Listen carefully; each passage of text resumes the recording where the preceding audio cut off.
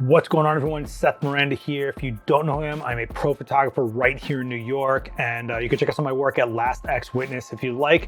But I do a lot of photo education, how to shoot, lighting, studio lighting, stuff like that, and I shoot live for crowds, both in person and online live streaming, and a lot of those over the years were on Adorama's platforms, which I still do, but these are from a long time ago, like a couple of years ago, and they ended up on Facebook Live, and people have been asking me to find them, dig them up out of the grave and throw them back out here because you hate Facebook, and I totally get that. So that's what I did. I apologize for the quality as usual. It's a Facebook Live. It did lose parts of the stream, but I edited it as much as I could to make it coherent. But this isn't the only shutter drag demo that I've done and was able to recover. There's another one on this channel, which I think has more of a clear explanation of how to do it. This one was a little more wild, but maybe you like this one more. If you do like these, please check out the rest of this playlist. I have a lot of other live demos from the archives, character portraits, speed light portraits, using DIY modifiers like household items to make better lighting, cinematic this, character portrait that, blah, blah, blah, blah. Lots of stuff. Please check it out. If you do want to support this channel, help it out, hit a like. It's free and easy, and it totally tells YouTube that, you know, this video should get circulated a little bit more. This is the last Facebook Live I was able to recover those, so this is it, guys.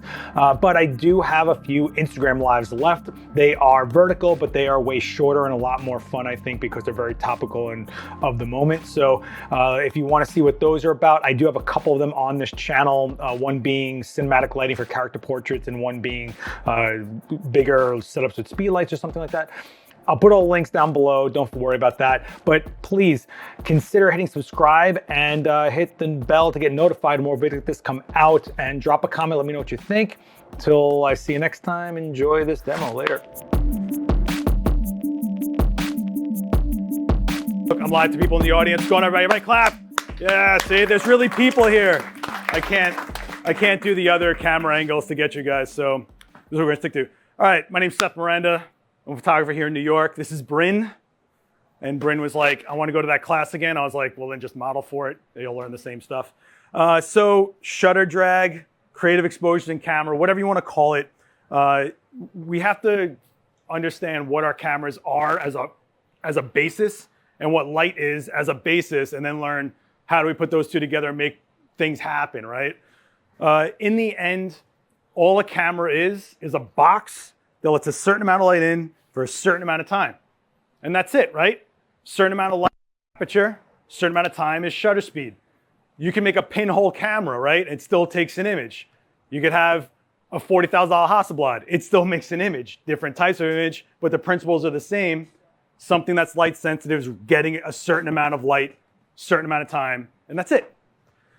Each way we let light into that box affects everything. It affects something, actually. So if I'm in an all blacked out room, there's no windows, it's so dark in there that I open my eyes and I don't even know if my eyes are open.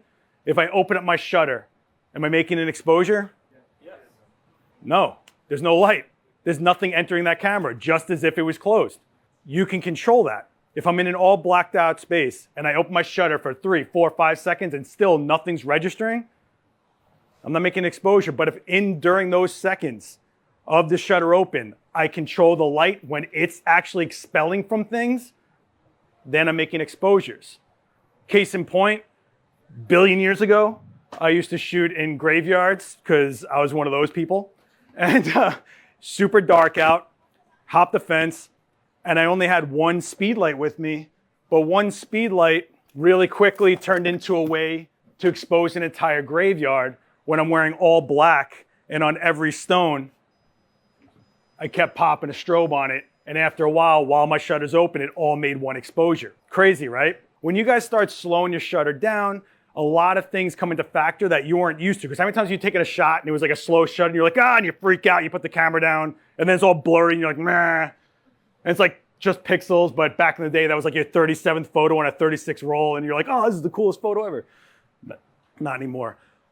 I'm going to quickly go through a bunch of images that use certain techniques of creative exposures and why I applied them. Because like I was saying to the crowd before, I hate when people just slow down their shutter, make a blurry mess and go, yeah, it's cool, right? It's like, no, it's not. Like, there has to be intention and there has to be proper logistics to why you're using these techniques, because any one of us can slow our shutter down, wave a camera and get something blurry and go, no, you don't understand, I'm an artist. You don't understand. You don't understand. It doesn't work like that. There's reasons for it. So this is what I do, right? So if you guys know who I am, I shoot a lot of special effects makeup. Yes, that's my desktop. I'm very busy and I'm very disorganized. And this was something Silent Hill related. And you'd say like, that's a pretty decent image. And then this is a clean image, shutter dragging it out, but controlling my light sources to get the drag where I want it and not making a blurry, crazy mess. If you watch Silent Hill, the movie, or play the game, there's a lot of this rusty, pulled lighting look to things, and that's where I was getting this look from. There was reasons for it. Or making something that may not be the best makeup in the world, have something more to it. In my head, it kind of looked like American Horror Story, so I gave it that feel, you know? I got a shot, one of my shot lists for the day said Ghost of the Titanic is number 8 out of the 30 topics I had to shoot that day. How do you shoot the Ghost of the Titanic? I made a ghost. And if you notice that the ghost is orange and the actual still frame is cold, that's because I'm controlling all the light sources. And we're gonna go do stuff like that. I got a bunch of fun toys here from Westcott and Profoto. Another one, right? This is all one exposure, everything straight out of camera. I'm not into Photoshop. I'm not a fix it and post kind of guy. I'm not gonna get on that rant, but you can make a lot of stuff happen. Or this was one of my first videos ever on Adorama TV. You can see the silhouette of her, and then there she is, all in one shot. Could these be gimmicks? Yeah. Could they make what would normally be just a shadowy faced image of a girl look like something worth looking at for a little longer? Yeah, I think so. I mean, that's my style. You might not like it, but you're here at my demo, so deal with it. You know, I mean, it's what it is. This satanic nun, which I'm sure Adorama's thrilled that I'm showing. But look at the light peering through her elbows. Like, it wasn't just like a random drag. I was doing something with this. And when I saw this makeup, I said, oh, if I could just shoot this in front of stained glass and have the sun blowing through it. Well, that's just my soft boxes and my modeling lights inside my strobes doing that. A boring, sterile studio turns into something more, right? Or showing motion, but keeping it still where we want to keep an anchor point. When you have drags, to me, it's important to have a sharp aspect of it to anchor the eye down, and then everything else is supplemental to what you're doing, right? But this is one version, and that's another. 2 different types of the same aspect of a shutter drag, 2 different styles to it. This has got a Da Vinci feel to it, right? More Da Vinci stuff or hummingbird type stuff. Okay, so this is my studio here in Chelsea, and I saw all these super cheesy, horrible photos of these incredibly trained pole fitness people that were horrible. I mean, they looked like they were out of like, I don't know, Florida in 1993. I don't know. I'm just saying. I'm sorry, Florida. But now you throw a little bit of drag to it, and you see that foot on the right have that drag. You see how the skirt moves at a different speed than her, and now you actually feel that movement rather than a frozen meh kind of image. The windows are glowing. There's like a life to it, right? Maybe that background's a little too boring and we make it less boring, right? If I just shot this straight up, you just have a ton of white everywhere. More stuff like that. This one I put up there because you can actually see the different speed of her versus the skirt. It's catching the air. And these are things you can keep in mind, wardrobe and stuff like that when you're shooting in slower shutter. Strapping lights to her, making a ghost happen. You know? Like actual ghosts of her, the past of her motions. Ugh. Or maybe I'll do Chun-Li the right way and show her juking kicks the way they should look and not some cheesy CGI garbage. And then this was at Inspire. And I did this purposely because Profoto has a light that has a really good modeling light in it. And I wanted to show that you can do a really clean shot and then the hands are blurry because she's warming them up next to a warm light. It wasn't overbearing on the image, but it was enough to make it better than just, here's a girl on a snow backdrop, right?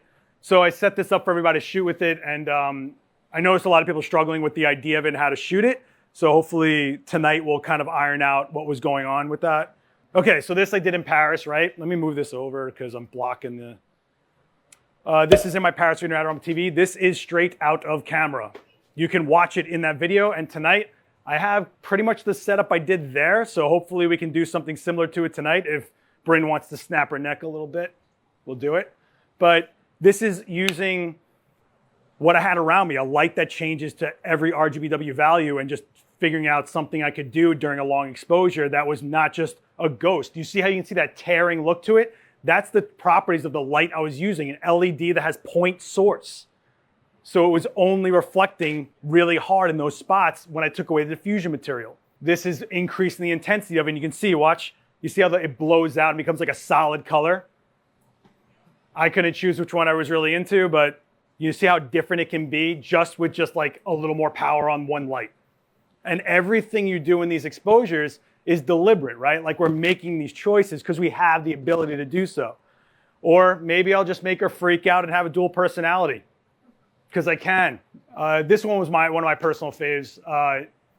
This is going to show you what the speed of the person's own movement actually becomes a shutter speed. And I'm going to go through that when we start shooting. I promise we'll start shooting. And this actually, if you notice how the other side of her face is actually totally black in the background, there's no blue haze, you know? We're going to get into that. Zooming while doing this can magnify things that are reflecting the light back to the camera. Any more blah, blah, blah? That's it? Okay, cool. So we can actually get to shooting. I don't like doing slideshows, but you guys get what I'm saying? That there's not just like a, it looks cool thing here going on. Although I'm probably going to say that 40 times to save my ass like while I'm doing this. But I need you to really think about, well, this is what it does. Here's how I can apply it. And here's how I can optimize what I'm doing rather than becoming a gimmick photo, right? Where it's like more about, oh, the photographer pulled it off and you don't really care about what you shot. Make sense? If anybody reads Rangefinder, the last time I did this demo became a 2-page spread in that. So who knows what's going to happen tonight? That's the fun of a live demo. Something will break. Someone will cry. I don't know. All right, let's start off with how the hell do we do this and what are we doing, right? You mind stand up for me? So the first thing you have to remember is if there's an exposure behind your subject, that affects everything. If you notice, I'm using a black V-flat for my background, and I'm going to limit the light touching that background, making exposure, because if it's getting exposed and we're having her move, making random exposures, that starts peering through and it kills all those ghosts and the motion and everything else. So doing this on a white background, kind of not the best idea. Now with doing creative exposures and stuff like that, you have to remember that there's different types of light sources, right? How many white balance alone, right? You have tungsten light, which is orange, right? You have daylight, which is true color. You have fluorescence, which can be green, all sorts of stuff, right? Well, that means that anything I use as a source is going to affect this final shot. And that also means the property of it, right? How bright it is, how much it spreads, the color of it, does it flicker? You know, old LEDs flickered like crazy. You might have an issue with that. You also have to remember that there's instant light sources like a strobe using a speed light, which is what I'm going to use tonight, and a constant light, which is going to be on the entire exposure. So when I go from, let's do a black frame, let's make sure that we're controlling a bit of the light. I am going to shut off these lights at some point because if we're using constant light sources, these are constant light sources, so they're going to mess up my exposure if I'm exposing for a constant light source here. Does that make sense? So the one thing you have to remember is, like I'm going to say it like 40 times, the one thing, it's like 60 things you got to remember. One thing to keep in mind is that if it's not happening when you're trying this, you might have too much light in the space itself. You might be making exposure from this rather than controlling these lights, right? Okay, so let's limit some lights here. I'm gonna take off that overhead. Nah, I want to keep that one on. Yeah, okay, so when you're using a black background, how many of you guys have trouble getting a black background black? Raise your hand. All right, really quick, just to go over it. Inverse square, right? The closer my light is to my subject, the faster it falls off. And that means that if I have Bryn stand about here, and I put a light here, if I'm getting F11 for, let's just say I'm getting that, over here is F8, F4, F2.8, right? If this needs 2.8 to be exposed, and I'm shooting at F11, that's not gonna make an exposure. Make sense? If I shoot at 2.8 to make that come up, she's gonna be blown out because she's exposing at F11. Make sense? So keep that in mind because you're gonna be using multiple light sources and distance matters. And the other thing to remember, oh my God, so much stuff to remember. I'm so sorry. I always go like, no, it's easy. You guys can totally do it. Light doesn't like air. If I have a constant light source booming this way, if she's standing here and it's reflecting off of her face, this is what my exposure is. If she's over here and this light's flying behind her and it's not touching her, I'm not gonna see that in my exposure. And you have to keep that in mind when you're having someone move in and out of a light source. Makes sense? I try to tell people that, like, think of light like water. You know, it touches things and it doesn't touch things. It can be hard or it can be misted and soft, you know? You can control it a little bit. Okay, I'm gonna not do this one right away. We're gonna start off with getting a black frame, and we're gonna use a strobe. Okay, so I'm gonna use a Profoto A1 because I like this light a lot, it's dope. This is the original A1, not the A1X. I'm gonna turn this on, and, oh, I keep forgetting how you are. You're so tiny. I'm gonna put a sandbag on here because we don't wanna kill Bryn tonight, not tonight. I kinda need you for a minute. And I'm not going for a pretty shot here. I'm just gonna go for, to get an exposure, because at first I just wanna get you the fundamentals. Fair? Fair? No one's staying, I swear, if you guys stay quiet, we're gonna have an issue tonight. Everybody, anyone that's been to my demos understands that.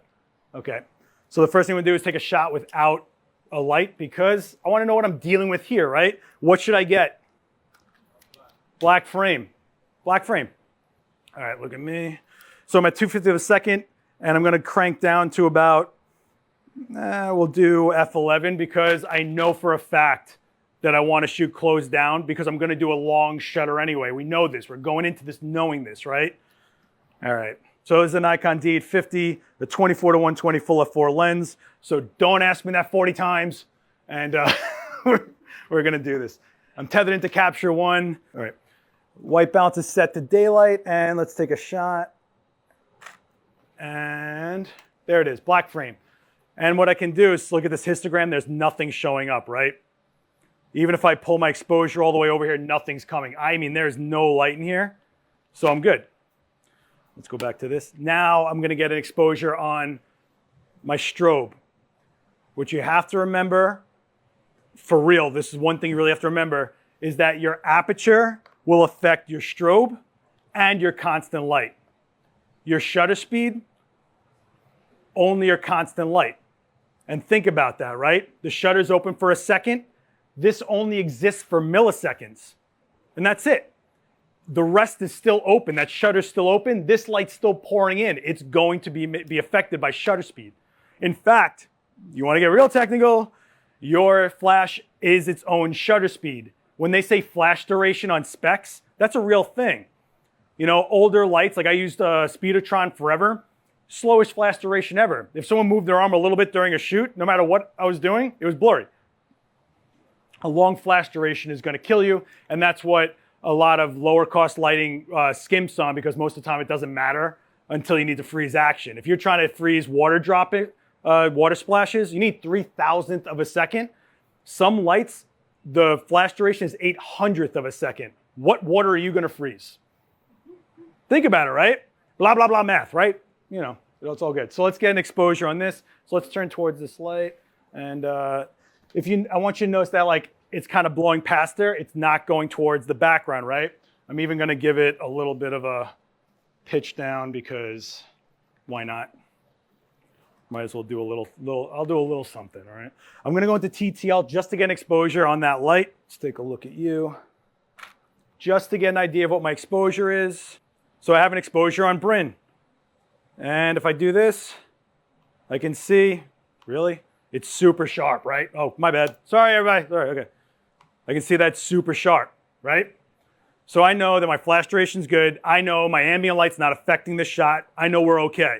In fact, just to know I'm okay, I'm gonna do something with a bunch of room on it so that I can see that the rest of this background should be black.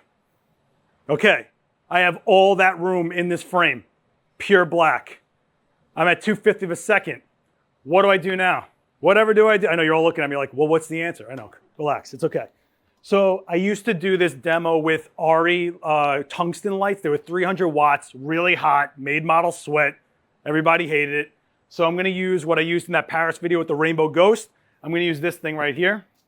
This is a Westcott Flex panel, RGBW. So what does that mean? It means that it's red, green, blue, and white in LED form. So let me show you. That's all lights, okay? And they all go into, what's cool about this is that it's actually, I can control via Wi-Fi and make it whatever color I want, which I'm gonna do. So I have this iPad right here that's so convenient guys, it's so convenient, it's so convenient. And I'm just gonna turn this up. It's a lot of light, right? You can see the red, green, and blue in there, right? And we can do whatever we want, okay? It has programmed gels in there. It has RGB numbers in there. And I'm going to put this little guy right here. The one thing that I'm going to run into as an issue, though, it spills everywhere. With the other lights that I would use, I would have like barn doors. So what am I going to do? I'm going to flag it. I'm going to put it over here. I'm going to set it correctly instead of like really shady looking. And I'm going to point it not towards that background. I want to spill it all, right? And the reason I'm doing the flag is because I just don't need it going everywhere. So I'm just going to pull this flag up. And I'm just going to stick it right here.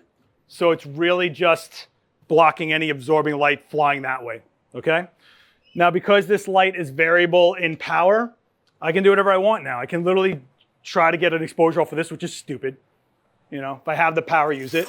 By the way, that's just awesome, right? You can roll this thing up and throw it in your bag. I love it. I love it. So I'm going to make this a different color than my strobe so you can actually see where the ghost goes and where the strobe hits, okay? Oh, look, an iPad. Oh, look, guys. Oh, it's amazing. It's amazing. So look at me over here. And what do you guys want to do? What color do you want to do? Green. Green. Yeah. So here's an issue you're going to run into, and I hope it doesn't happen right now, but it could. It could. This could actually cause this light to bounce off of it and hit her, causing it to not be sharp because it's another exposure, right? So what I'm going to do is, can I get you to stand like right here?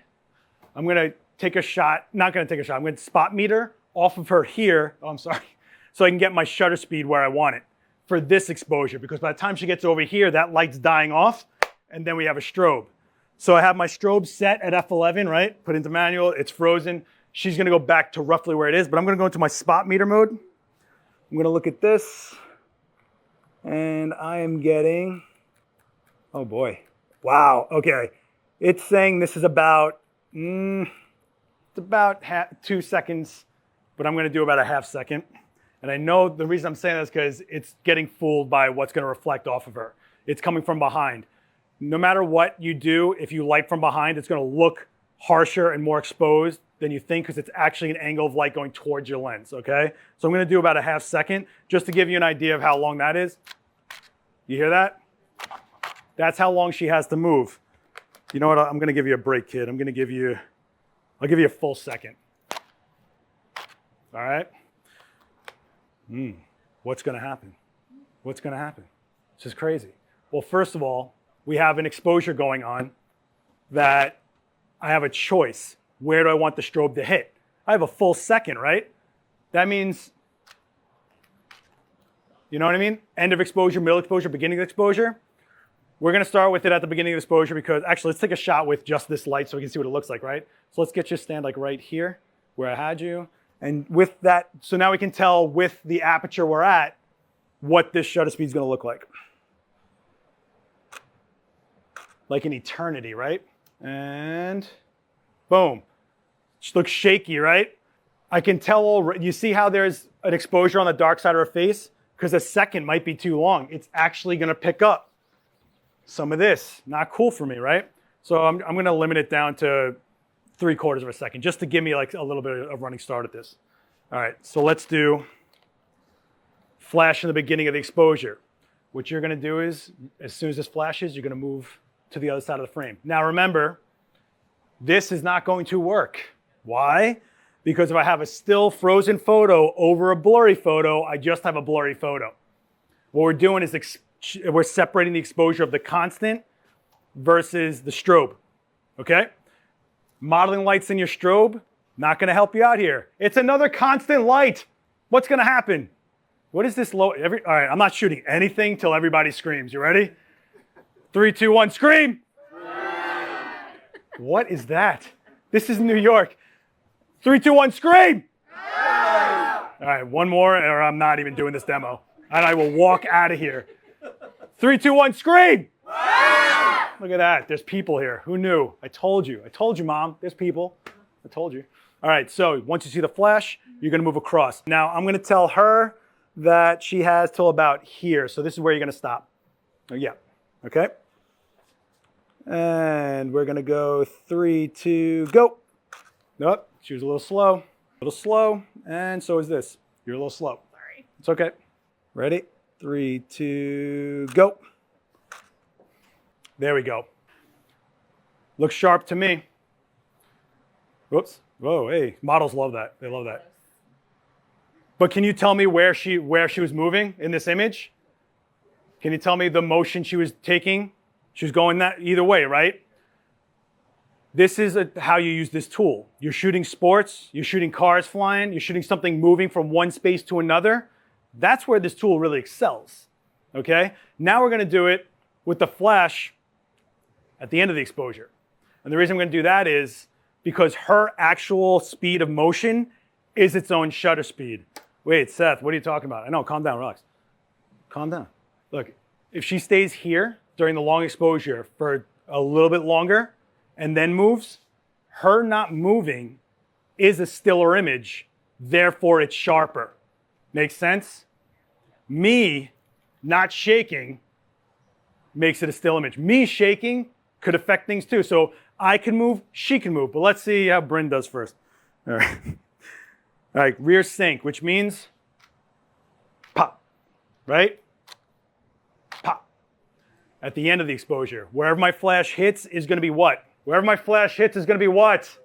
Frozen, right? This is how we start controlling things. So what I want you to do is I like literally turn towards this light and then literally turn towards this light, okay? Oh, actually, can I get you right here? I'm gonna pre-focus here because that's my still frame. Then I'm gonna hold tight. Make sense? All right. I knew you guys were with me. I knew it. All right, ready? Go over to that side. Freeze. Turn your head a little bit to me. And 3, 2, go. Oh, wow, that felt good. That felt good. No whammy, no whammy, no whammy. Pop. Look at you, kid. I'm out of focus. And why is that? Because I focused on her here. Oh, Jesus. I'm sorry. I focused on her here. She didn't make it there by the time the end of the exposure. She's out of focus. But see over here, look how much almost detail we have on Bryn's face, right? This is all factors. This is all factors. All right, you ready to try it again? Let me get a pre-focus on you. Let me get you, actually, let's get a little closer. Yeah, right there. All right, you ready? Go to the other side. Freeze right there. Back a little bit. Yep, turn to me a little bit. Ready, 3, 2, go. Ooh, oh, Bryn, you're getting good at this. Let's take a look. Right? I see hair. I think we're frozen, right? Look at this, though. We have lips, we have nose. I sound like a new father. I have lips and nose. I have 10 toes and 10 fingers. But the ghost is green. She's true color. Now, she's a little hot as far as the exposure goes. I can fix that 2 ways. 1, lower my strobe power. 2, close down my aperture. If I close down my aperture, it will affect the exposure of the ghost because that's a global adjustment. Make sense? Yeah. Look at that. Now they get it. Look at these kids. I knew it. I don't care what they say about you. But yeah. What do you mean by she looks hot? Hot. When I say she looks hot, I'm sorry. I mean her exposure is overexposed on the flash. Okay? So what I'm gonna do is, let me just check what my light's at actually. Yeah, it's burning. So I'm gonna take out a whole stop just for my own measure. All right, because we also, 2 things are going on here. I'm using a tight aperture because who cares if something's in or out of focus when she's blurry anyway. If we have more depth of field, we have more of a chance to grab her in focus. Make sense? So that's also going to stress your light out because the smaller your aperture, the more juice you need out of your strobe. Okay? Also, fun fact, the more power you put through your strobe, the longer the flash duration. If the flash duration goes too long, what's going to happen anyway? More blur. Didn't we just go through that? You guys can all take chairs. You're going to be creeps in the back standing. It's cool. It's okay. You ready? Let's do this one more time. Let me get you to pre-focus. Let's go to the other side. 3, 2, go. Oh, she was a little too late. A little too late. Let's take a look. Yep. But you look pretty sharp and in focus. But you see, oh man, I keep doing that. I'm so sorry. You guys got to yell at me when I don't do that, all right? So she's a little underexposed. Why? Because she's half the distance to the strobe where I metered it. My exposure is over here, all right? So I'm not changing any settings. I just have to get her to where I need it. In fact, who needs all this black in their frame? Putting words there? What are we doing? Let me get you to pre-focus over here. All right, let me go to the other side. Back up a little bit. Yep, free. 3, 2, and go. Boom, she's on it. And the winner is Bryn. Look at how sharp that is too. I could write a thesis on those veins in her eyeball. Like, clean, right? Pretty clean. Because she hung out here for a split second, I got her to be a little more defined at that point. Had she moved faster and been completely blurry, would we have liked this image just as much, or do we need to see that part of Bryn? Or what I'm a big fan of is when I use different colored lighting, is the break point between where the exposure ends and the strobe begins. You see that? Like it's almost like pouring off of her hair. These are all tools and they don't have to be gimmicks. Fair? Now I have a full second of an exposure here. In that full second with a light that changes color, why couldn't it change color during the exposure? I know, it's crazy, I know. And this is where I'm a glutton for punishment, and it's gonna be awesome. What's up? If you don't have a light like this, could you use a constant light filter? The coolest thing about this ever is it doesn't matter what gear you use, as long as you have a fast flash duration, a clean colored light, you can use anything. In fact, I'm gonna show you how to use Halloween lights. I'm gonna show you how to use dollar LED lights from a Brooklyn dollar store, because what other dollar stores are there? In fact, I tell you what, take this, and you're gonna point it towards me, and now we're gonna do the same motion. So come over here and let me just get a thing off of you. Okay, now go over there, please. And then hold the light up a little higher. Yep. 3, 2, go.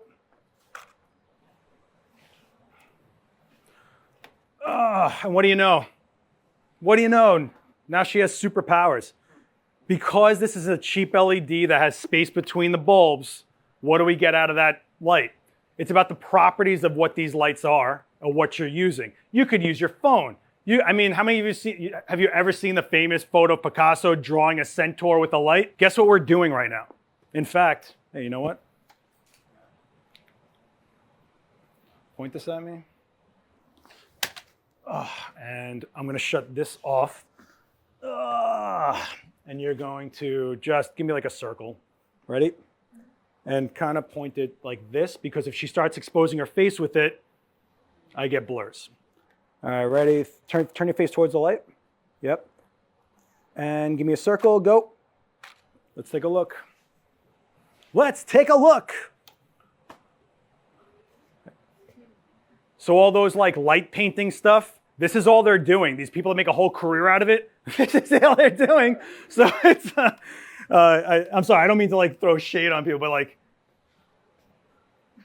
I mean, how to tell you. So when you see those Indiegogo things for like a pixel stick, take one of these, cut pieces of gel across it, guess what you just made? Same thing that they're selling you for like $300. So, and I just bought this at Bed Bath & Beyond on this corner while I was buying some chocolate chip cookies. So it was pretty awesome. It was a good afternoon. It's pretty good. Everyone get what's going on here? Yeah. So this is the same idea as lights on a car, reflectors, things that are creating a light source in your exposure. Same thing, It's just that when we do this, we're completely controlling it. And if you're completely controlling it and you take that shot, you really took a shot. You really created an image there. You didn't just go, I hope this is cool.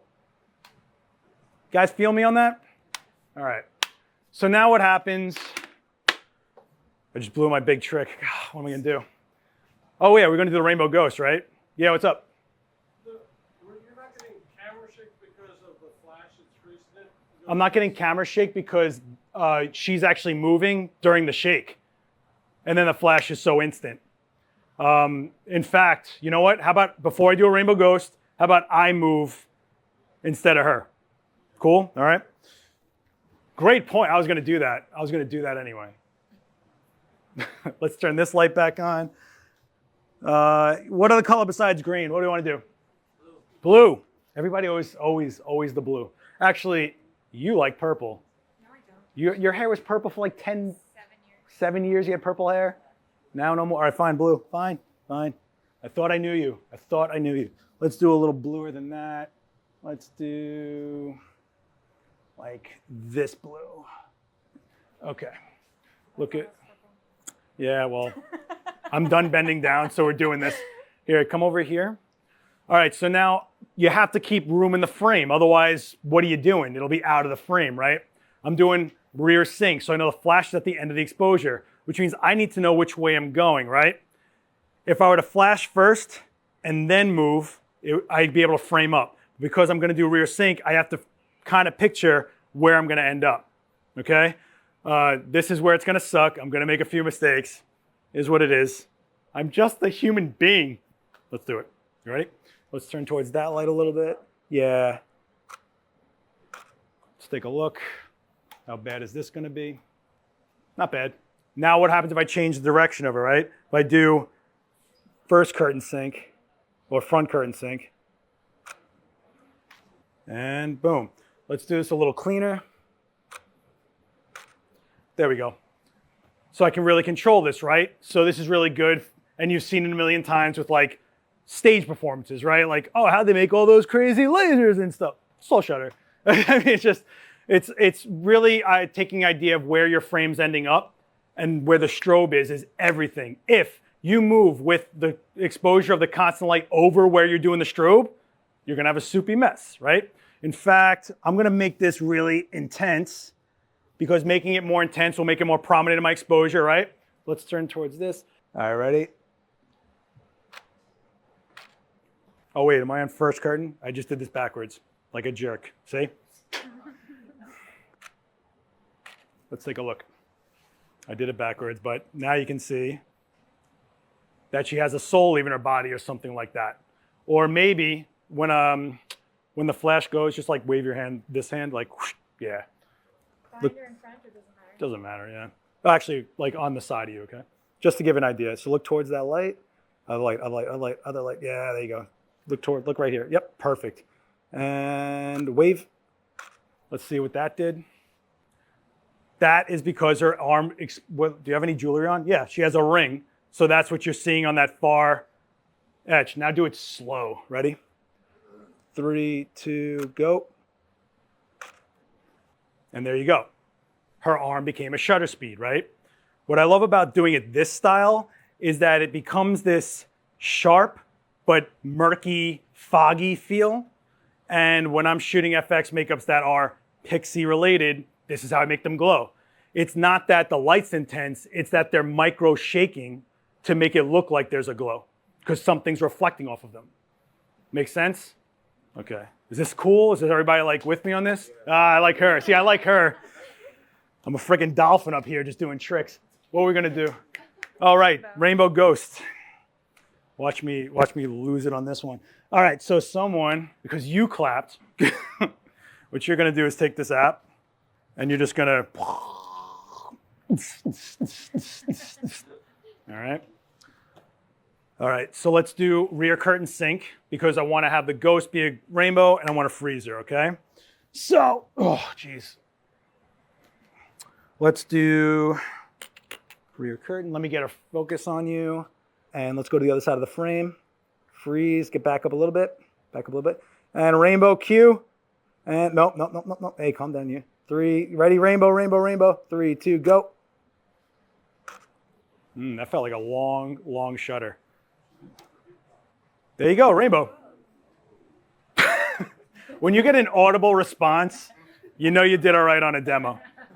And look how sharp that is, right? I could trampoline on those eyelashes. It's great.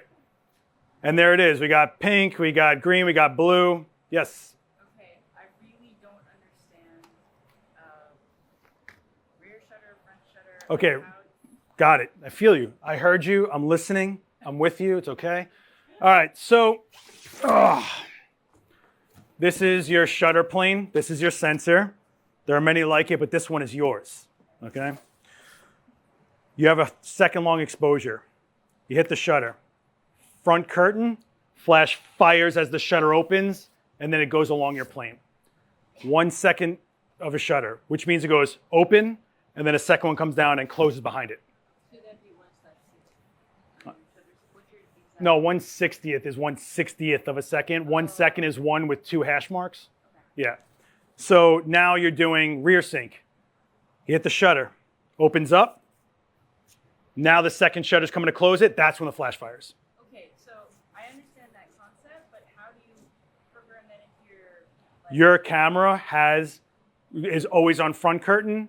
You're going to tell it to go to rear. Okay. You're going to see second sync or rear sync, or some camera might have a dumb name for it they trademark because they're cool. It's that. Okay. It's in your camera. Okay? It's not in the flash setting. It used to be, but it's no longer.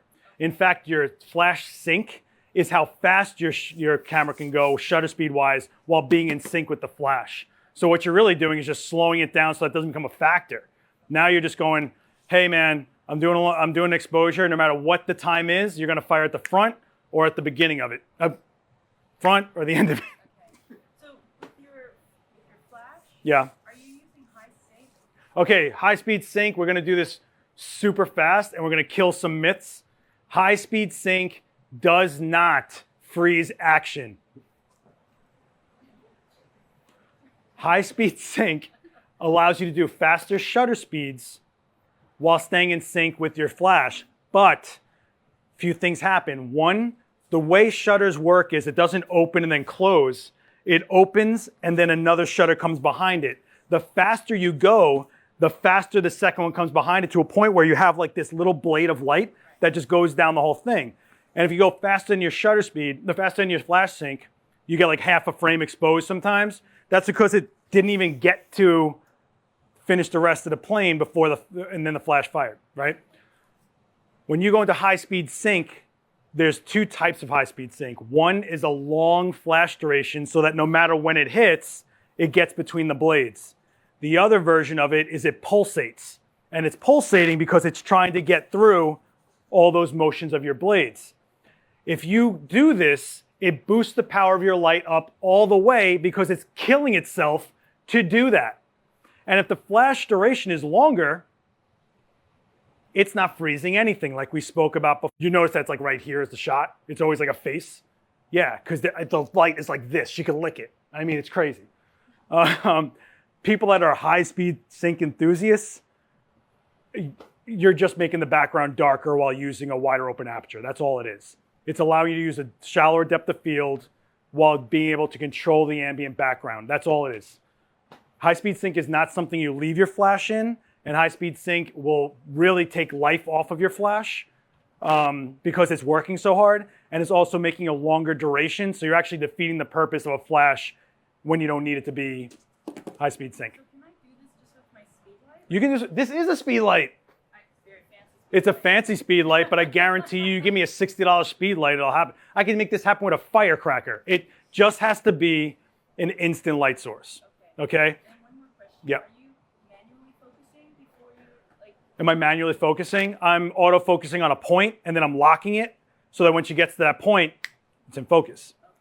If you shoot action or sports, when I shot BMX back in the day, I'd focus on a point where I knew they were taking off from or landing, and that's where I would keep my distance, because all focus is distance, right? If your camera is on continuous autofocus, it's going to freak out trying to figure out what you're trying to shoot. I know that all these cameras, I know there's a store and you should go buy stuff. I don't care what you buy. I don't care if you buy anything. I know there's 1,000 features and all this new stuff.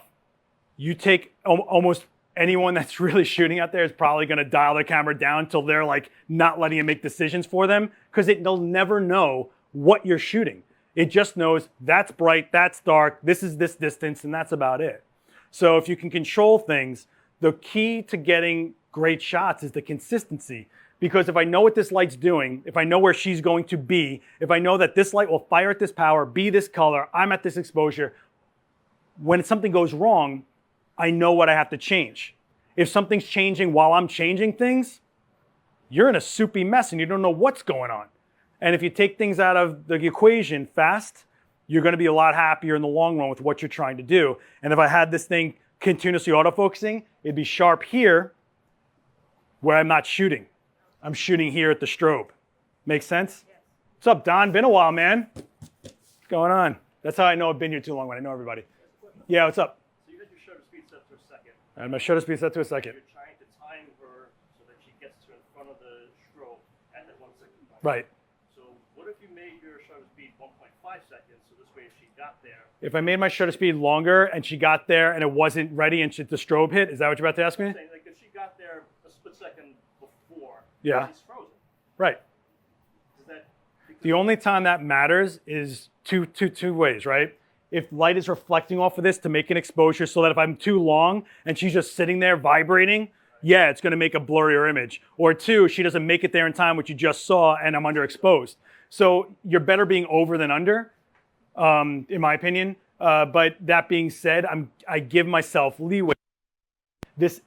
If she's here or here, it's not going to kill me, right? So, and I'm also doing left to right. I'm not doing back to front or something like that, which is another way to do it. But if you notice that the first one we were doing, she was coming from the back a little bit right here.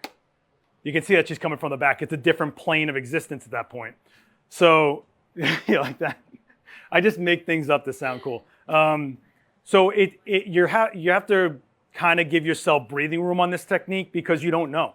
She also doesn't know what you're looking at. That's why when you see me posing her, I'm like, yeah, a little bit there. Okay, you're gonna stop right here. And as long as the model gets into that, there's been times I've done demos with models that have no clue what I'm trying to do here, and it's been a nightmare. WPPI. And it's, but once you get into it, or if you're shooting someone that doesn't even know you're shooting, I know where this light's gonna be, I'm putting it there. If she's moving somewhere and it's not working for me, I'll move that light. You know, if I needed a longer shutter speed, I need a tighter aperture, which means I'd raise the power of this light, the strobe. If I have a tighter aperture, that means I have a longer shutter I can change my exposure to.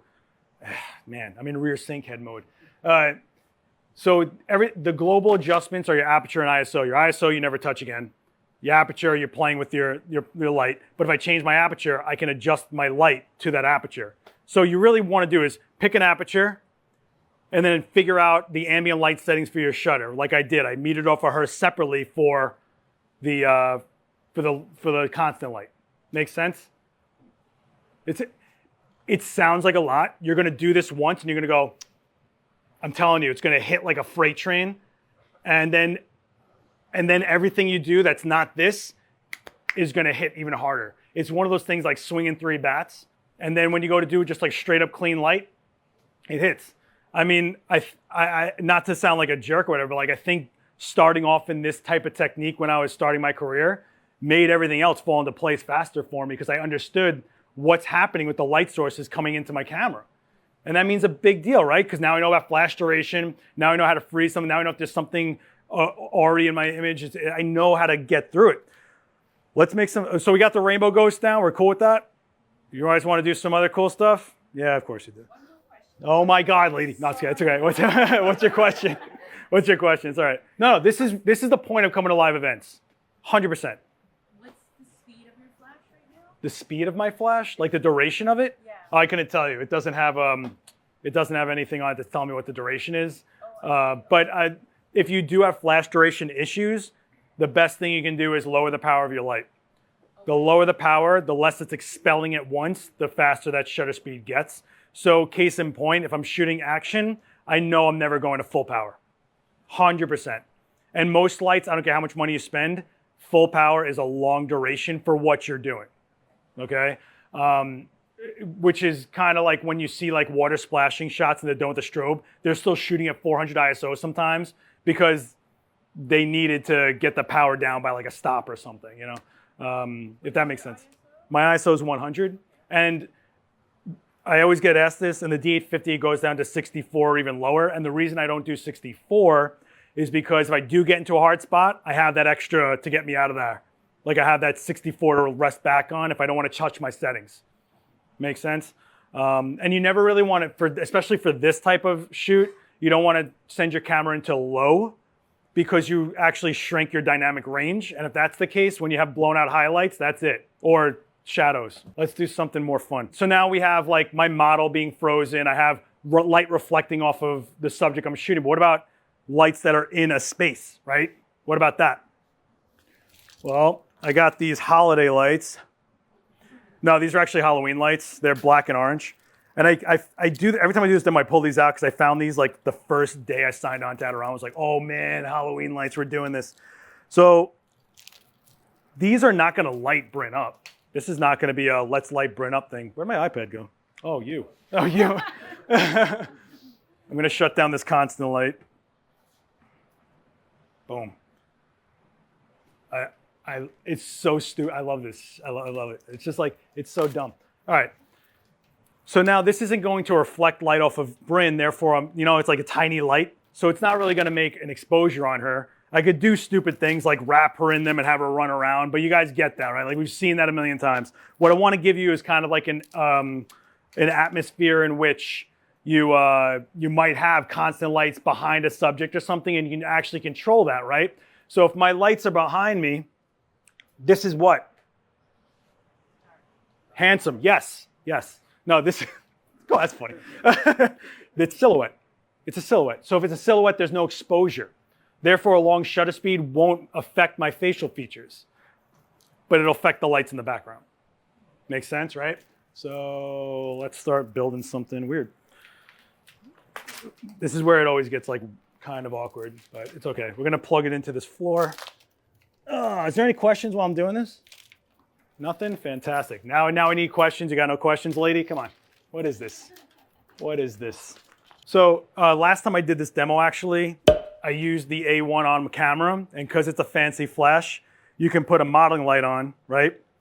Now, if this is a constant light and it's firing from my camera, I can make certain things blurry and not while I'm doing this. And I did that last time to show that what's really great about this technique, especially if you're a fashion person, is you can freeze everything but have motion to the clothes, right? How many times have you seen like the flowy dress in the ambient sun making blurriness and yet she's still, this is where you start doing it. Are you doing it at a second? No, you're doing it at like 15th, 30th. Whoa, crazy. Plug it into that. Ooh, it's purple. Technically, it's supposed to be like a black light, but whatever. So this is just like dollar store Christmas lights, right? Like I said, it doesn't matter the light source. And how many times have you seen people on Instagram put this up and they do like super shallow depth of field and they're so pretty with the bokeh. Oh, the bokeh. Good for you. You bought a lens. What do you want me to tell you? I mean, I don't know what to say anymore about that. All right. So I just want to have something behind her, period, right? Let's get this out of here. Let me get you right in front of this mess over here. It's like a nightclub. Yeah, it's like a nightclub. Oh, wow, you're even smaller than that. Okay. Hold on. We're going to do this, and then we're going to do something more powerful behind her. You're too short? Oh, you're adorable. Oh, what are you doing? You totally are a pixie. You got to do a pixie shoot. You're so killing. You're killing me. Killing me. All right, I tell you what. You're going to actually go right there. Okay. Because I'm doing a demo, and we got to make this happen. All right, so behind her is a bunch of light sources, right? So what's the first thing I'm going to do? I'm going to see what these light sources are. I'm going to take a shot at, I don't know, what do you guys feel, half second? What are you guys feeling? Who says a second? Who says 1 second exposure? Are you kidding me? Jesus Christ, this guy over here. Jesus Christ, man. Let's take a look. Like an eternity. Oh, look at that. Boom. I'm the man. Done. See that? It was cool, right? All right. That is a little too long of an exposure because this is going to affect it, right? So what I'm going to do is I'm going to take it back down to about 3/4 of a second. I'm going to do a TTL exposure on her, and I'm not going to move because it doesn't matter. It's when I move that the effect happens. Make sense? I don't have to do that extra step here. So right away, we're going to do, I usually set this up as like an articulating arm, but I'm a jerk today, so we're gonna do it like this. All right, so now I'm gonna do a shot on TTL just for this exposure, and I know that at 3/4 of a second, I'm still gonna see those balls behind her, right? So let's do that. Let's take a look, and boom. All right, so they're coming up, right? Now, what happens when I turn into a jerk, and we move the camera instead of keeping stable? We start filling that background with that. Now, why are they in front of her face? Because I moved the camera till she was out of frame and they're burning into the exposure in front of her, right? So what if I did rear sync and I move into place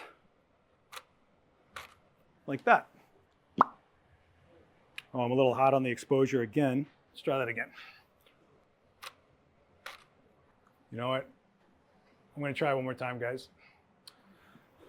Ready? Whoop. And now they're not affecting her at all. Make sense? Now I'm at f13. I got a second long exposure. She looks a little underexposed on that flash. If I open up my f-stop to 11 or maybe even 10 or 11, that doesn't really affect those lights behind her. Not really, right? Because they're already overexposed. Technically, they're burning. They're just colors. So let's do that. Let's see what happens. Yeah. And then turn towards the light a little bit. Yeah. Let's take a look. And boom. Now she's more properly exposed. It didn't affect those lights because I used logic on the exposure, right? Yeah. Explain again how some of the light in front of her face. Okay, totally fair.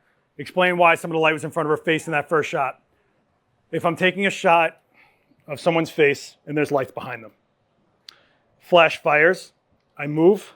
If there's lights here and they're burning an exposure in greater than this, it comes over in the front. It looks like it's in the front, it's not. It's just that I'm doing a multiple exposure at that point. The only difference is I'm only using one press of the shutter. Make sense? So case in point, this light behind me, if I had it behind someone's head and I moved and I started seeing the whole light, even after the flash, that's gonna burn right into my sensor. My camera took 2 shots, but the most exposure is gonna come through. Technically, wherever you see the light in her face could have been a shadow. In fact, I'm gonna make a shadow on one side of her face and then fill it with some of this light, kind of. This can't go wrong, right? Can't go wrong.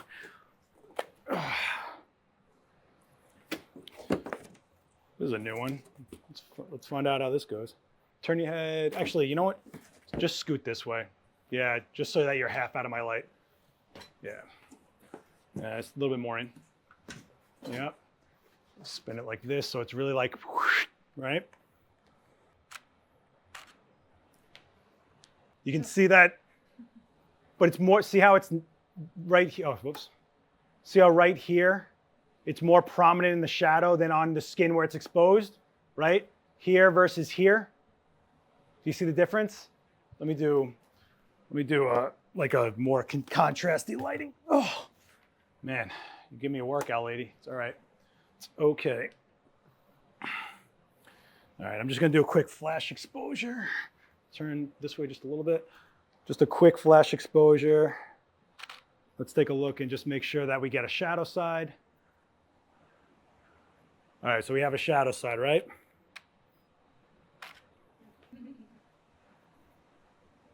You see how it fills in on the shadow more than it'll ever touch the highlight side? The more you're burning, you have to think about it, you're burning into a sensor, you're burning into a film, you're burning light into it. When I shoot and I let all the light in, what kind of a frame do I get? White. So that's what's happening, is it's stamping on top of things, right? You're stacking exposures at that point. And one of the things I see always say people make mistakes is that there's a brighter light source somewhere behind the motion of the person. And then that includes a white background. A white background reflecting light is a light source, you know, so same thing. I want to do something cool though. What if the background moved, right? What are you doing? I don't know what I'm doing. We're going to do it though. No, it kind of wants to work. So these were found in the Radiator 3 years ago. I'm not even kidding about that. These are just an LED strip, which has more power than those. So what's going to happen? They will make a greater exposure, right? They'll burn into my sensor more. Since you're so reliable. Here, I'm going to take a clamp. I'm just going to put this over here. And then what you're going to do is you're going to stand on that side right there.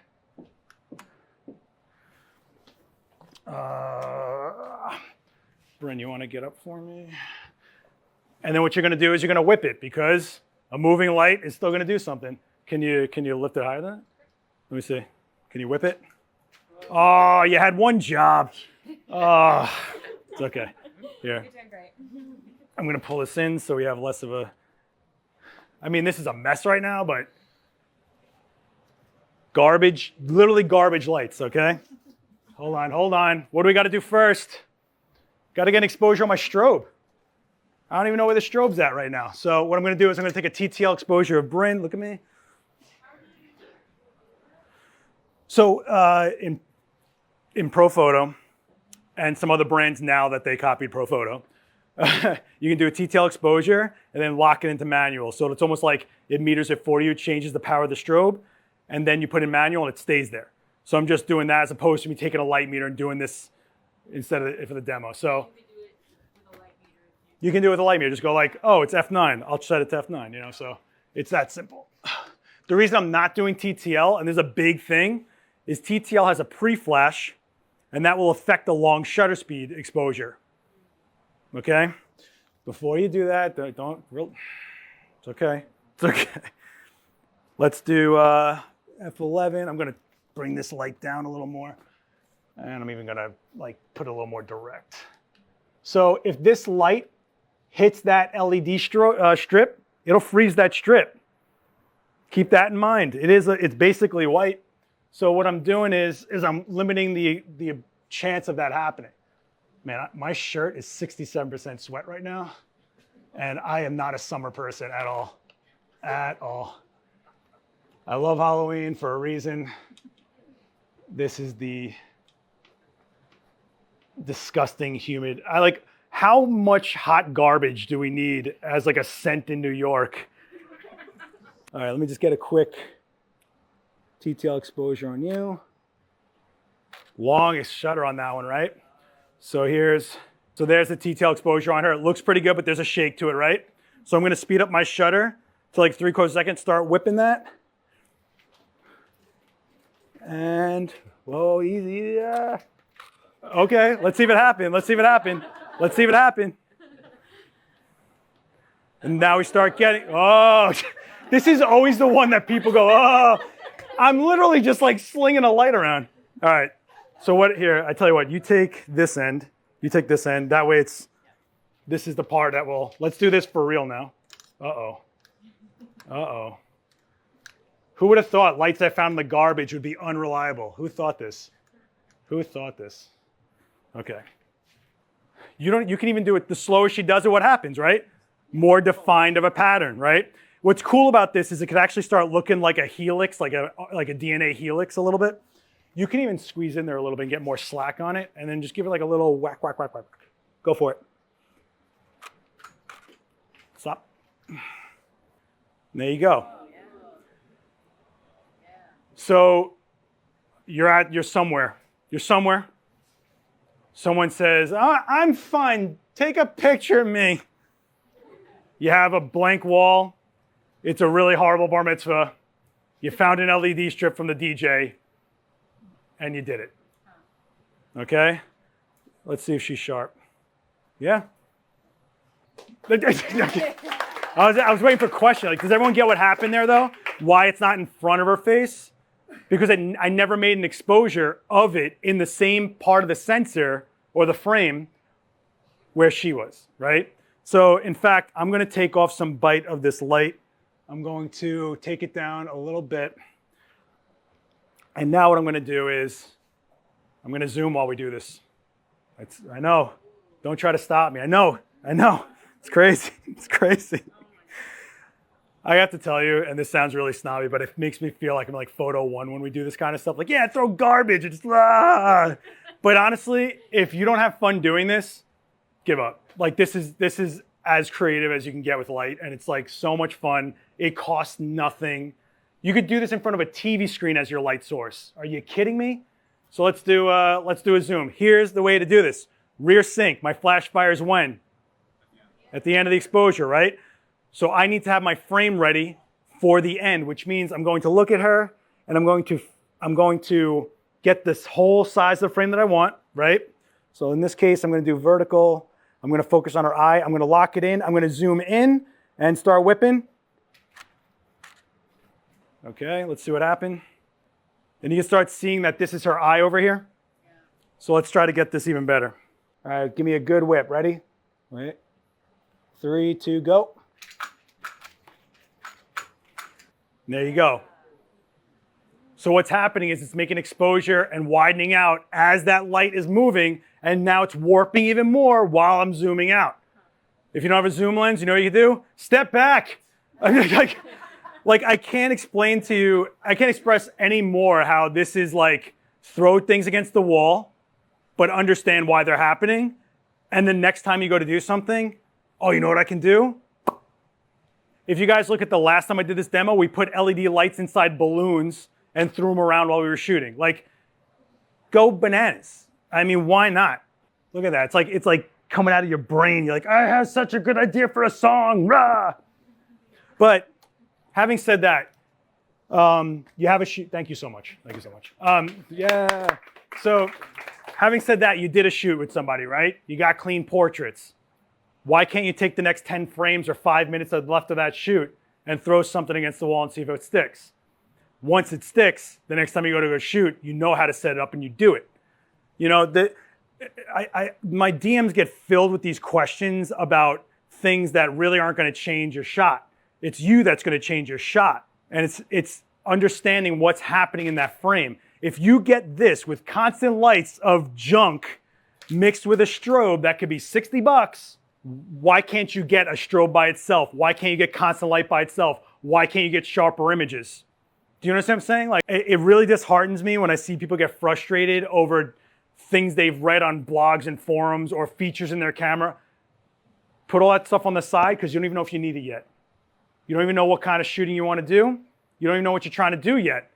You might even be trying to get a shot off and not have a point of view yet, right? Like if I took a shot of Miranda with just this light, right? Just this light, straight up shutter speed, TTL. If I just did this, and we take a look at it, right? If it shows up ever, guess what? That's not wrong. Is the best photo I could do of Bryn right now? No, but it's not wrong. The exposure is correct. It's in focus. She's framed well, but it's a style choice, right? If I took a reflector, she got all sultry. She was like, and we open up those shadows. That's a style choice. Is this wrong? Is that wrong? No. And this can be totally wrong. But when you put your point of view at it, when you apply it to something, when you do things like action and show where that action came from, this whole idea of I bought something that shoots 20 frames a second, so I'm totally going to get it. Are you? I'm glad you got a frozen frame that you might have think you got. Or can you really create a frame that people aren't going to want to leave? How many photos of dancers jumping have you seen? How many photos of dancers have you seen with their motion of their clothes? Their fingers are just a little bit more of a shake. The laces are flying. That shirt is at a different speed. Your eye bites into it a little more. People stay on your work a little more. People see what you want them to see. They understand what happened in that frame. And now you didn't just get a shot that your camera did for you. You created a frame that people got a story out of. And this is a language above all else. And everything you do is a word in that sentence. If you don't do this for yourself, you're never going to be happy with your images. And that's bottom line. You want people to hire you because of what you're putting out there. Okay? I got news. Spielberg is not going like, I'm going to look at Instagram right now. I'm going to find it. Like, what? Go find your point of view. And this was a technique, a series of techniques that helped build me. And I hope you find a way to apply it to what you want to do. Does that make sense to everybody? Like make a mess and say it looks kind of cool, or deliberately do it on the spot and have that client for life, right? What else could we do? We did the thing where she holds the light, right? Okay. We did the Christmas light thing. Is there anything I didn't do that you thought we were going to do? I did rainbow ghosting. I never did that here, so that kind of works. Is there anything that I didn't do that you guys want to get into? Yeah. What about the light that's peeking through the arms? Like you had that Peeking through the arms. Okay, yeah, we can do that. Cool. Yes, okay. So, I don't know if I mentioned this, but it's the Westcott RGBW flex panel. What am I going to do? I'm going to put this right behind her. If I put this behind her and I do that zoom technique, as the light behind her compresses against the back of her from the lens, it's going to come through. So this can't go wrong. Let's do this. say that No, TTL is a method of metering the flash. It's a method of, does everyone know how TTL works? Want me to go through that really quick? TTL, yes? Okay, so TTL means through the lens. And before TTL, you had to meter your light, or you had to go read the back of it and go, well, this much distance is this power at this f-stop. Now it's like, what f-stop do I want? My light pre-flashes, fires a measured amount of light. It'll reflect off of Bryn. My camera will go, hey, this is how much light I got at this f-stop. The light will go, oh, I only got to go to 7 instead of full power. And it fluctuates the power of the flash based on the exposure you're setting in your camera. If you lock it in, it's basically like using a light meter. The problem is it doesn't know what you're trying to shoot. Case in point, if I shot Bryn and she was wearing all black with white underneath, and I took a TTL exposure, it would be like, oh, my power of my flash has to be 8 because I see dark and her skin, right? So it's exposed for her skin. Now she opens up the jacket, it's white. It sees more light reflecting back. It drops the power of that flash. It's not wrong. It's seeing more light. It doesn't know that you're shooting the same person. Her skin blows out. And then you go, oh, this stupid light. No, it knows what it's doing. It just doesn't know what you're trying to do. So TTL, you have to kind of put your head in the camera and it'll work for you the right way. Not all TTL is created equal. Some are better than others by far. But we are at a point where TTL is a definitely usable tool now, okay? Let's do the light behind thing. Okay, hey, I need an iPad. What color do we want to do behind Bryn? What color? We did blue, we did green. Red.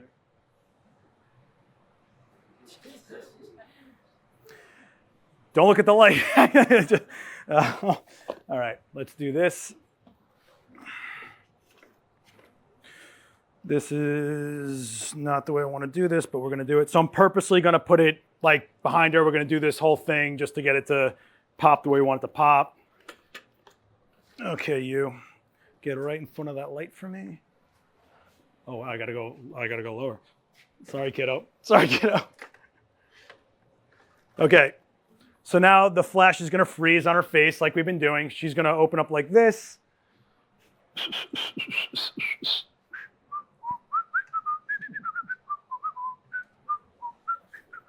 I'm going to do a TTL exposure just for the strobe. We're going to get a quick reading on that, right? Oh, wow, this is a weird frame, kid. I'm sorry. Let's take a look. Okay, so the light's showing, but not so much, right? I'm going to increase the intensity because I'm only at 30%, believe it or not. Just so you know how powerful this light is, when I did the parachute with the green light, all the lights are off except for that. Someone opened the door to go to the bathroom. All we saw was magenta and pink in the hallway. Like our rods and cones were like dying in our skulls. So if you didn't get a chance, go to Adorama TV and look up the Makeup Forever Paris video. You'll like it. I mean, my mom did, so you're totally gonna like it, right? All right. So I'm gonna take the bite off of this a little bit.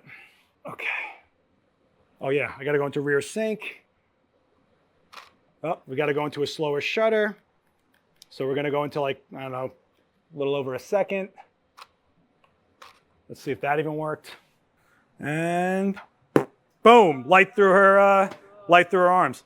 Hey, I know, let's try this vertically. I know, Bryn, I know. Let's try. Oh boy. Oh boy. 3, 2. Now the problem that you run into with this, that I always run into at least, there we go. And there you actually see a ghost of her face. I really don't like having her face center frame. I hate that, but if I get this ghost, I'm okay with it, but that's a side effect because what's happening? It's reflecting off of this. If I had more space, I'd separate her a little. Actually, you know what? Let's just do this. I always say, hey, why don't we, let's just do it. In fact, this is where barn doors really help out, right? Or I could just point the light differently. But the light is now what? Smaller in the frame because she's physically farther away from it. Hey, you. Can I get that Wonder Woman joint? There we go. Yeah, now it's not even big enough to see through her arms, so I don't know if this is going to work. We're going to find out together. Who has faith? Not you? I know, it's great.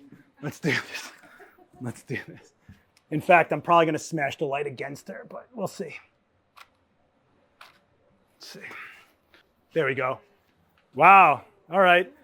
but there's issues here, right? It's overexposing on our face because there's still reflection. The TTL was measuring just the strobe, not the strobe on top of the RGBW, right? Although that's Dark Phoenix straight up.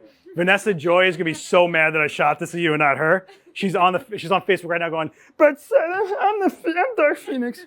Okay, so what am I gonna do? I'm gonna close down my aperture, right? I'm not gonna change the power of the flash. I know that exposure is okay. It's just too much right now, so I'll leave that power alone. In fact, let's just see how sharp this is, because I guarantee you it's not sharp. Oh wow, it's sharp for what it is. It's not sharp, but it's sharp for what it is. So let's really dial this in. When do you use sharpness? What attributes to losing sharpness? There's a few things. Sometimes going towards the edge of the frame on cheaper lenses or lenses that aren't tuned for this,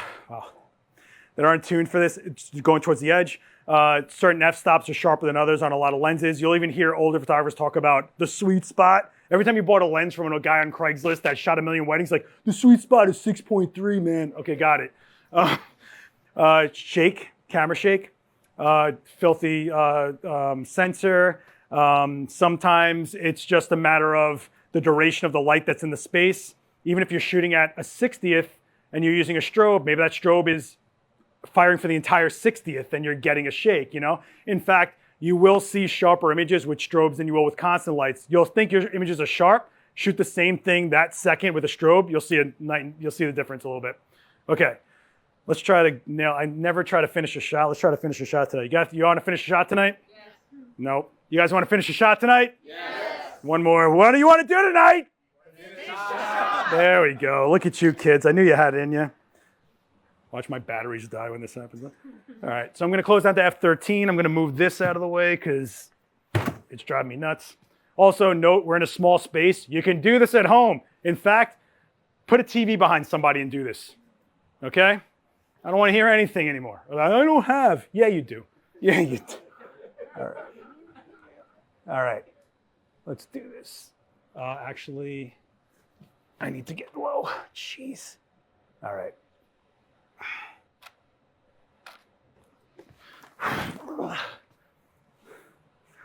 Tell me I'm tethered, please. Okay.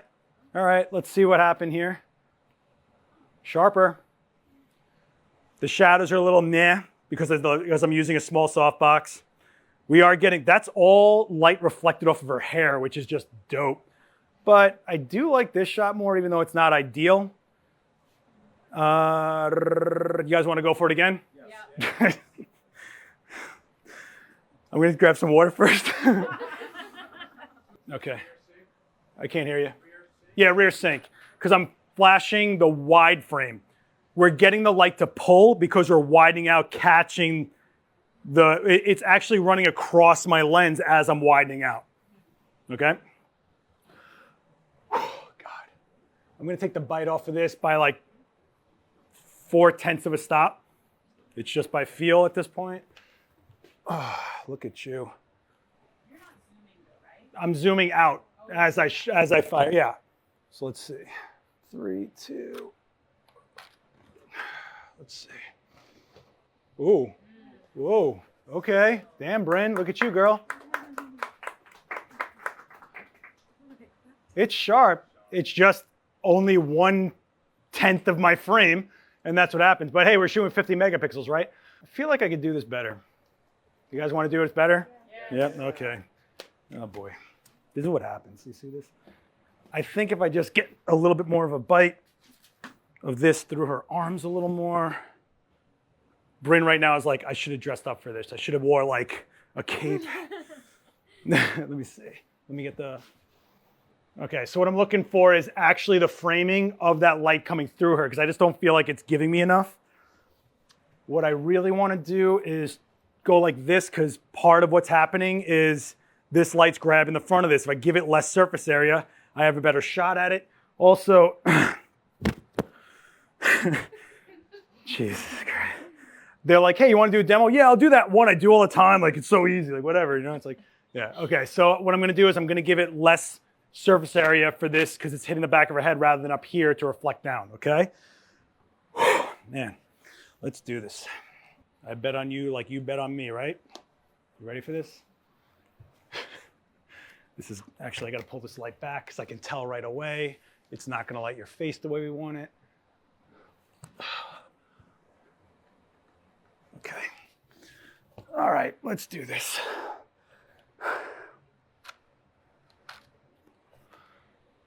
Come on.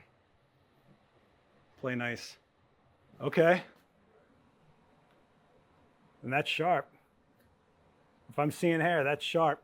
But I don't think I need all that frame, right? So now what I'm gonna do is I'm gonna pre-focus and set myself to less of a zoom out, okay? The zoom out's giving me all I want here. Do you see how this just morphed? How you thought it was like, oh, that first one looked cool. Yeah, we can't leave things alone here. We can't have nice things. Okay. Yeah, it's only like a lot of people watching. There's only 350,000 followers on Facebook. It's okay. And one of them's Daniel Norton, and tomorrow I'm going to get a call. Take a little step back. Back? Yeah, back, yeah. And yep. Watch my batteries die right now. It's over. It's over. It's over. I'm going to do a T-tail exposure on you really fast. Let's just do this, just so I can see what that's doing before I make a complete schmuck of myself. All right, that's not bad. I'm going to give it just 0.2 more because I think I'm actually still going to get reflection of this light, but let's find out. Okay, so we got that ghost behind her a little bit. I'm going to give this a little more juice, maybe like 2/3. I'm going to step in tighter for the zoom out. Let's take a look. I see what happened when she blocked the light, just enough on the left side. Crazy, right? I didn't know. You knew. I know what you're up to. You're like, I'm going to ruin this guy's demo. Let's take a look. There you go. Look at that smug. Look at that smug. And that's sharp. But you know what's funny? You go through all that, right? You go through all that. I still like the first one. I still like, I mean, look at that. Look at how much fire she has behind her. We didn't need all that burst through, right? Let me see, is this sharp? Can I save it? Okay, so just out of curiosity. Oh, look at that, it's good. All right, great, yeah, it's done. No, but whatever. I kind of want that shot now. What is it, 6:30? I could do it.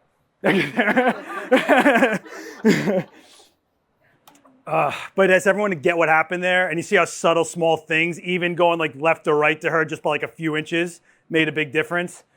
Yeah.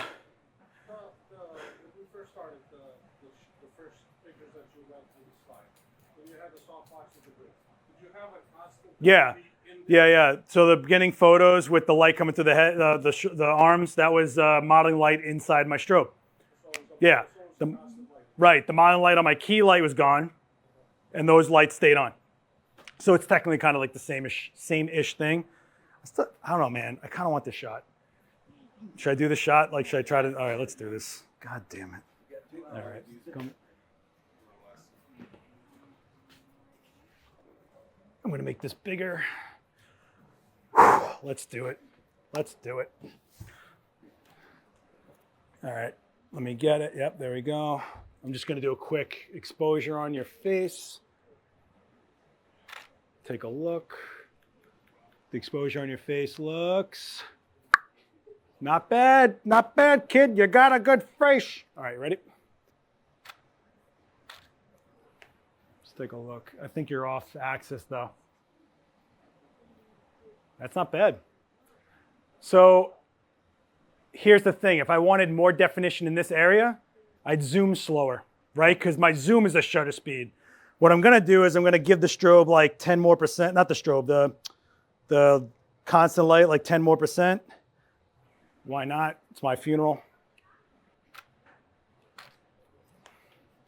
take a look. There we go. I'm into that. I like it. You know what? I still like the first one.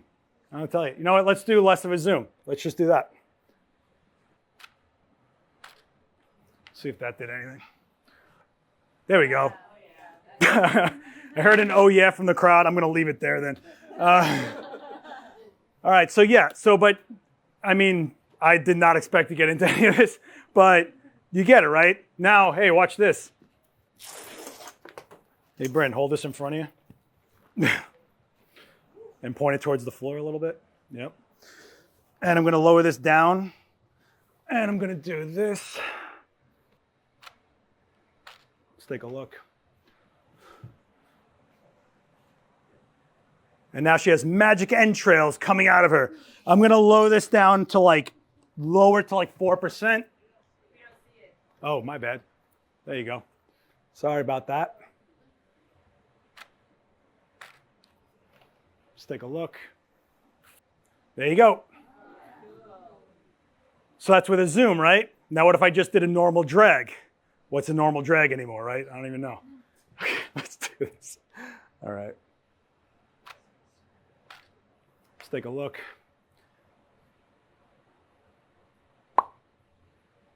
See the difference? See the difference? Whoops.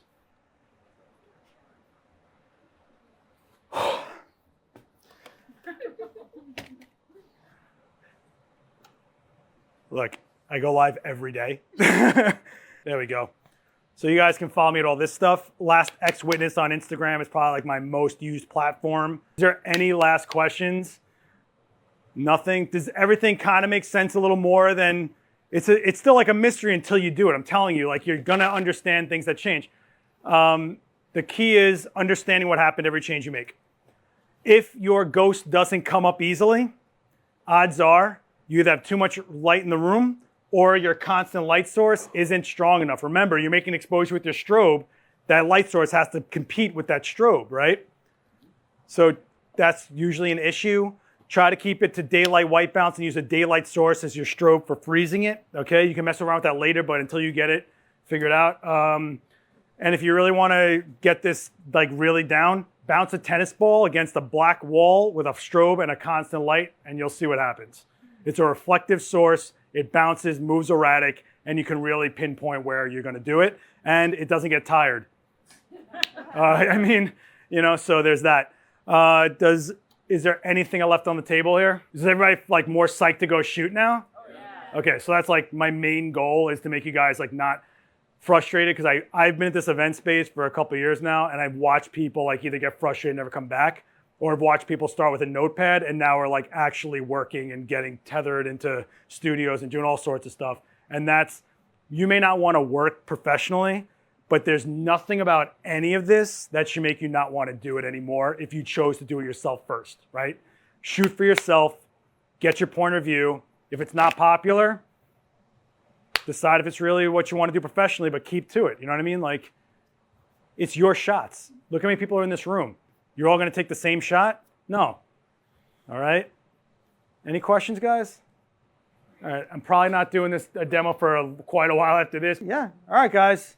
Thank you. All right. Thanks so much. All right. All right.